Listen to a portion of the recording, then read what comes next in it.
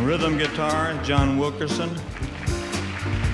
The story of John Wilkinson's friendship with Elvis Presley goes back a long way. The two first met when John was only 10 years old, and Elvis came to play a show in his hometown of Springfield, Missouri. And I'd seen clips on our one and only TV station at the time of Elvis on the old Louisiana hayride. And I thought at the time, he looks like he's having an awful lot of fun. I'll bet he's getting paid to do it too.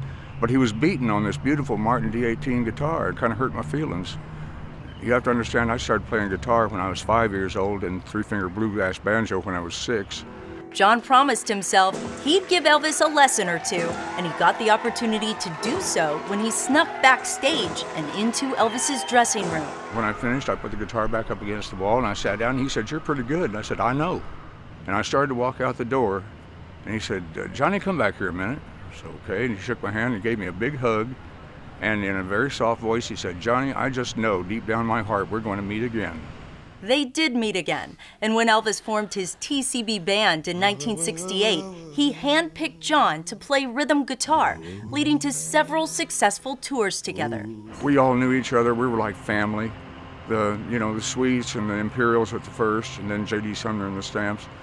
We were all like family, and that's what Elvis was hoping for. On stage, John says Elvis was electric. Audience members couldn't take their eyes off of him.